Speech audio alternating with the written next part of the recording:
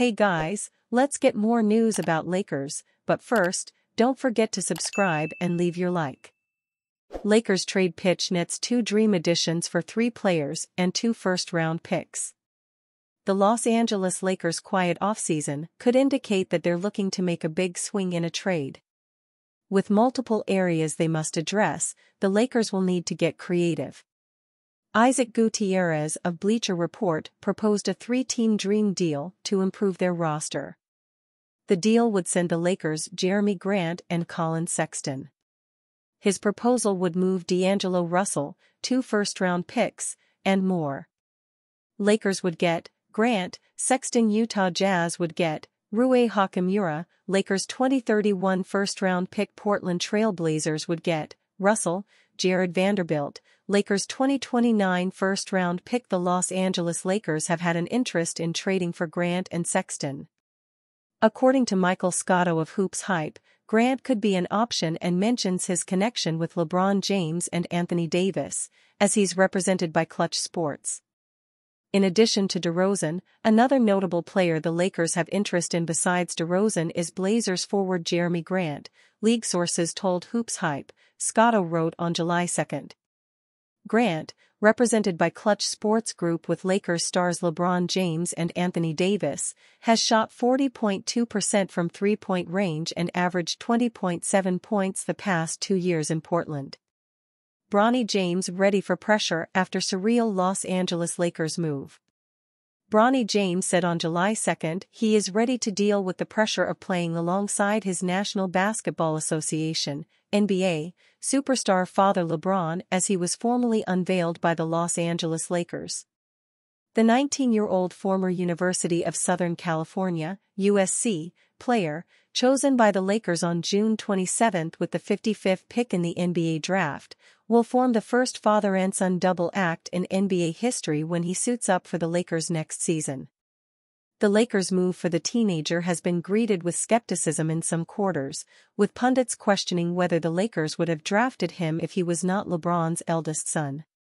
Bronny, with LeBron standing in the background, addressed those criticisms directly in the July 2 press conference at the Lakers' training facility at El Segundo. "It's for sure an amplified amount of pressure," Bronny said.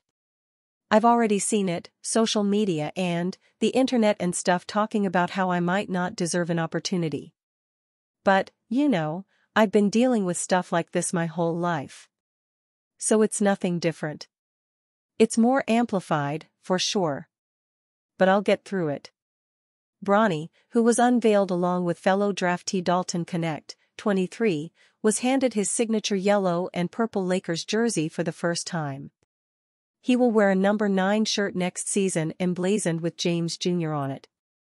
"Everything has been surreal, trying to take it all in," Bronny said about the whirl of emotions he has experienced since being drafted by the Lakers.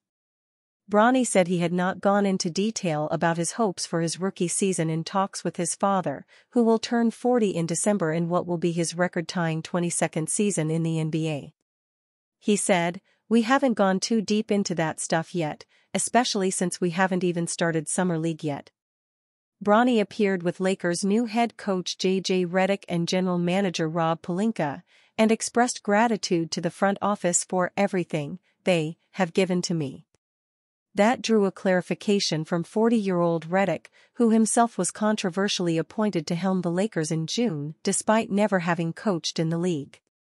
"I want to clarify one thing that you just said, which is Rob and I did not give Bronny anything," Redick said, insisting that the younger James had been recruited on merit.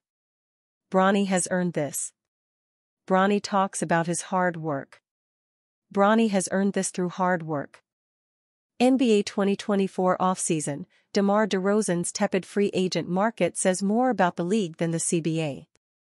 The rule changes from the 2023 collective bargaining agreement between the NBA and its players haven't even been fully implemented yet, and they have already proven to be one of the strongest forces against player movement in league history. The second apron broke up the Golden State Warriors. It compelled the Los Angeles Clippers to let Paul George walk for nothing instead of trading him and taking salary back. "It's an apron world now," as Lakers general manager Rob Pelinka put it on Tuesday. all 30 teams are living in it. With that reality is going to come a built-in excuse. Whenever a move that would have made sense in the old world doesn't happen, people are going to point to the CBA as the boogeyman that prevented it. This is happening, to some extent, to Demar Derozam.